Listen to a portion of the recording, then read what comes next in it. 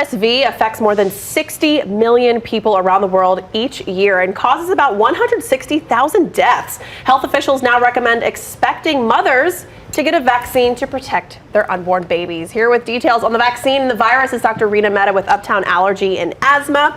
Good morning. Good morning. Thank you for having me. Let's talk about this vaccine that mothers can get before their baby's even born. Yeah, so this is a milestone for scientists because we've been trying for years and years and years to try to come up with an RSV vaccine. So RSV, respiratory syncytial virus, is a virus that really can hit hard for babies and infants and elderly people. So having a vaccine against it is huge.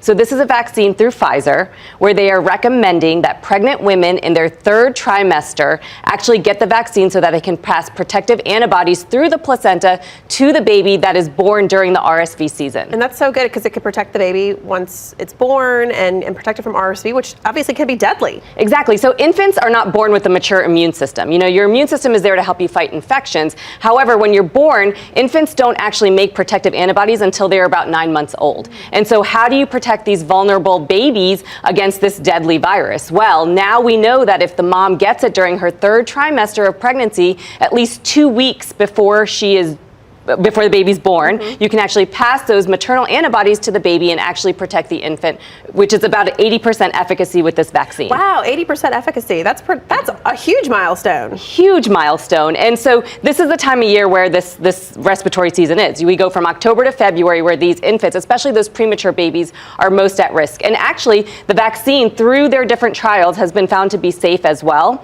So one thing that pregnant moms should know is that it's preservative free and it is not a live vaccine. And so if you're worried about, okay, well, I'm scared to get it because I don't want to harm the baby, the clinical trials have proven that it is safe, and it is safe to get for the mom and for the baby. If there are mothers out there that are still on the fence about it, are there alternatives?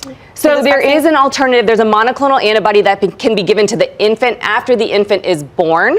And so it is not a vaccine, but it is another way to protect the baby during the respiratory season if the mother does not want to get it. However, that monoclonal antibody is not widely covered by insurance. It's expensive and it's not available everywhere. So, you know, the safest thing and probably the best thing is for the mom to get the vaccine, but obviously talk to your healthcare provider. That's what I was going to say next. You know, just have these conversations with your loved ones and with your healthcare provider to see what works best or what's best for you. Exactly. And when it comes to the vaccine, you know, normal side effects, you know, you might have some soreness of your arm, you might have a little bit of a headache or fatigue, but really has been shown to be safe. They really did not find any concerning side effects. And so, you know, if you're at this point where you're pregnant this time of year, your baby's about to be due in a few weeks, this is a really good time to talk to your doctor about whether this would be a good option for you. Yeah, because RSV is no joke. I mean, you're seeing, I know several loved ones right now that are just coming down with all these different, you know, little sicknesses, colds this time of the year. Exactly. So anything to cold, protect. flu, exactly. And RSV, there's actually a vaccine also for elderly. So if you're 60 years and older,